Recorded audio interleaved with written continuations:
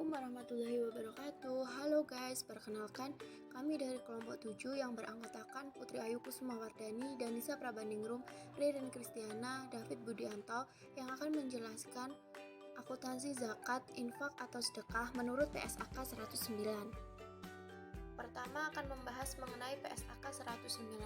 PSAK 109 tentang akuntansi zakat dan infak atau sedekah telah disahkan oleh Dewan Standar Akuntansi Syariah pada tanggal 6 April 2010.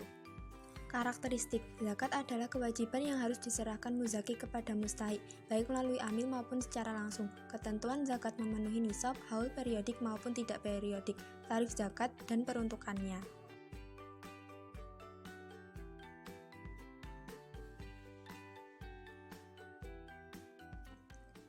Infak atau sedekah merupakan donasi sukarela, baik ditentukan maupun tidak ditentukan peruntukannya oleh pemberi infak atau sedekah.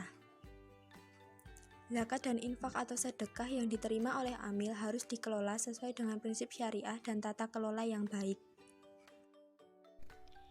Komponen laporan keuangan dalam PSAK 109 terdiri dari laporan posisi keuangan atau neraca, laporan perubahan dana, laporan perubahan aset kelolaan, laporan arus kas, catatan atas laporan keuangan.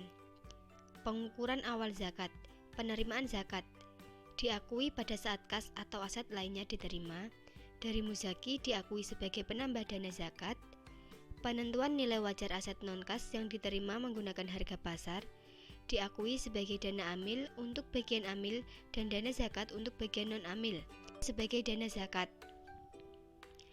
Pengukuran setelah pengakuan awal.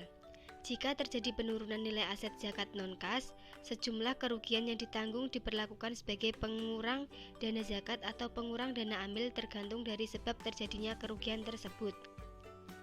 Penyaluran zakat. Zakat yang disalurkan kepada mustahik diakui sebagai pengurang dana zakat sebesar A. Jumlah yang diserahkan jika dalam bentuk kas, B. Jumlah tercatat jika dalam bentuk non-kas.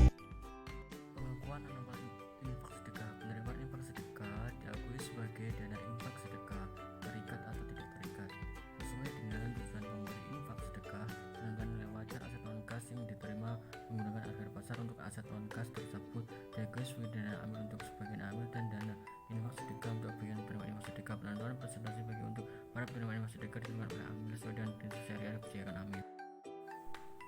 Pengurangan setelah pengakuan awal. Penerimaan infak sedekah berupa kas atau aset non-kas, aset tidak lancar yang diterima dengan sebesar nilai wajar dan nilai sebagai aset tidak lancar infak sedekah. Aset non-kas lancar dinilai sebesar nilai perorangan, sedangkan aset non-kas tidak lancar dinilai sebagai nilai wajar. Penurunan nilai aset infak sedekah tidak lancar diakui sebagai A. Pengurangan dana infak sedekah jika terjadi bukan disebabkan oleh kelalaian amil, B. Kerugian dan pengurangan dana amil jika disebabkan oleh kelalaian amil, sederhana pengurangan dana sebagai penambah dana infak sedekah. Penyajian. Amil menyajikan dana zakat dan infak sedekah, dana amil dan dana non halal secara terpisah dengan laporan keuangan. Amil harus mengungkapkan hal tersebut dan transaksi zakat amil harus mengungkapkan hal terkait dengan transaksi infak sedekah.